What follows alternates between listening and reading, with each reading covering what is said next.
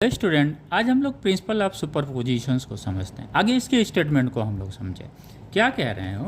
To or more progressive waves travel simultaneously in a medium without affecting the motion of one another.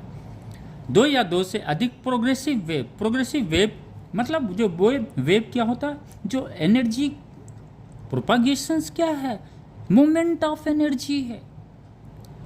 समझ गया? Moment of energy है, प्रोपागेशंस।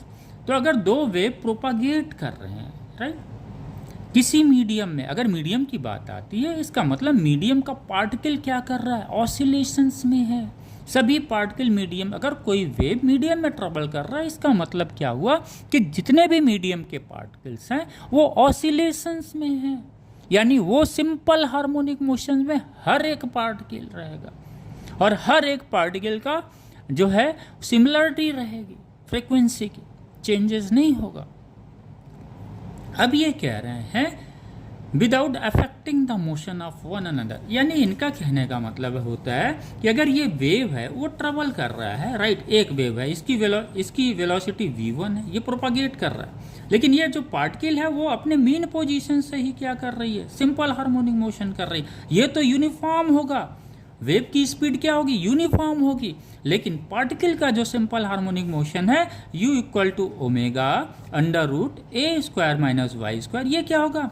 Non uniform होगा, क्योंकि वो displacement particle के mean position से displacement पे चेंज कर रहा है, डिपेंड कर रहा है। तो टाइम के साथ डिस्प्लेसमेंट चेंज होता है। तो ये वेलोसिटी, तो क्लियर हो गया, वेव की वेलोसिटी और पार्टिकल की वेलोसिटी। वेव की वेलोसिटी क्या होती है? यूनिफॉर्म होती है, कांस्टेंट होती है। पार्टिकल जो एसएचएम में है या ऑसिलेशंस में, उसकी वेलोसिटी क्या करती है? वेरी करती है with the time, right. Okay, फिर क्या कह रहा है? Affecting the motions of one another, then the resultant displacement of each particle of the medium at any instant, किसी भी समय पे, is equal to the vector sum of the displacement produced by two wave separately.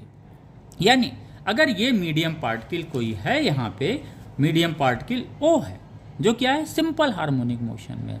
तो जब ये SHM में है तो फर्स्ट वेव पे उसका जो डिस्प्लेसमेंट आ रहा है y1 आ रहा है, राइट। सेकेंड पे क्या हो रहा है? सेपरेटली कह रहा है ना, एक दोनों वेव अलग अलग डिस्प्लेसमेंट कर, दूसरे वेव की वजह से उसमें जो डिस्प्लेसमेंट है कितना है? y2 है।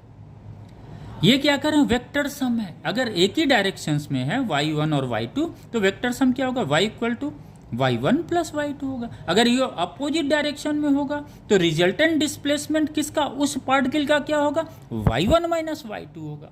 तो this is all about the concept.